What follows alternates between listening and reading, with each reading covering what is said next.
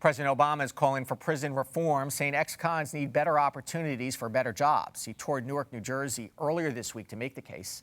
Fred Davie is from the Union Theological Seminary and is a prison reform expert. We have spoken with him before on this and other prison-related issues. Welcome back to Arise Exchange. There's various different modules of prison reform that we've heard the president speak about, as well as some in the Republican Party as well.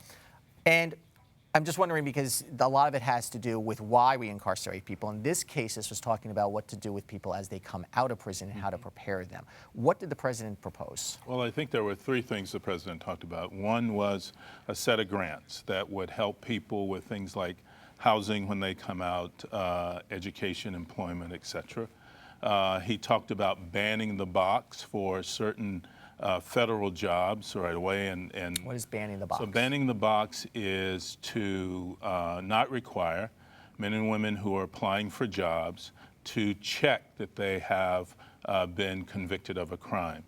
That would come later in the process because right now when people check that box, it becomes in many cases an automatic disqualifier. And is this just for federal jobs, or is there? He can only do it, as I understand it, for federal jobs. So it's jobs, within the federal. What is the range from one state to another, maybe even from one county and city to another, to the programs to take inmates who may only be in prison for a short time to a slightly longer time and prepare them for the outside world? Well, it's a vast, I think, difference across states and municipalities. What I would say is that what all, I think, states and municipalities and the federal government could do relatively quickly and easily is to contract with community-based and faith-based organizations to be there to receive those men and women when they come out of prison, or even before they come out of prison, and then provide them with a certain set of interventions that may help them keep from going back, such as they need case management, because a lot of these people come out, they have tons of problems. Many of the men have child arrears problems they have to meet. People come out, believe it or not, with substance abuse problems still intact. So you need case managers who can help them and stay with them, sort of make their way through the thicket of things they have to encounter once they get out. They could also help them get attached to the labor market. Once they get that first job, they're going to need the second and third job. So you need these organizations that are on the ground. They're there. The state governments and municipalities and the federal government just need to contract with them. But they're on the ground so they can help these people get jobs and stay in the labor market. And then you need to surround them with a set of responsible adults.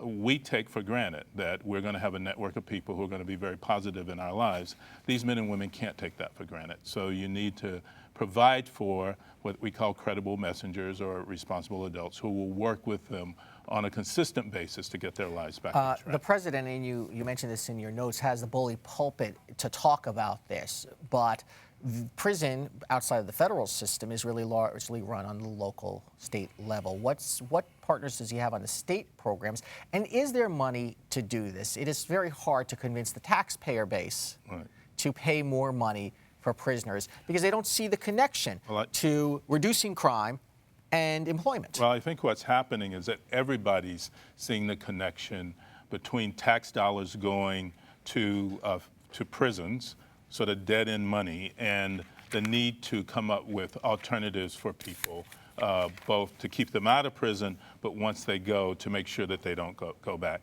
I think the country spends something like $50 billion a year on the penal system. And it goes together, right? If you say, okay, we're going to reduce the amount of people we incarcerate on nonviolent crimes, right. And someone like Rand Paul and Cory Booker getting together to talk about that a little bit. If we reduce that, then we save a little bit money, and then we can put the money here.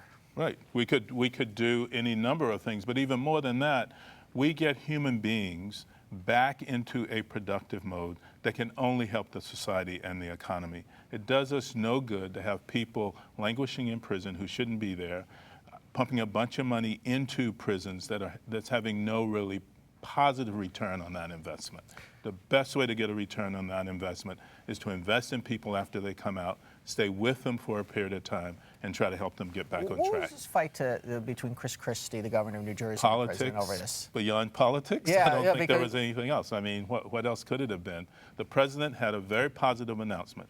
money to help states and localities and others with people returning from prison, banning the box that people have to check on applications, and then encouraging all of us to pay attention to the reentry of people coming out of these Finally, facilities. the president does have control over the federal prison system. Right. What can he do immediately to help this along? Well, he's done it, right? So he's looked at those people who have been affected by the changes in the sentencing guidelines, and he said, you served your time under these new guidelines, so 6,000 people, you can get out sooner than you thought. And restore You should do people's more of that. and restore people's voting rights, right? You can make them feel like they have Make them a say full in the citizens, government. and maybe they'll act like full Okay. citizens. Fred Davie, as always, thank you. Thank you.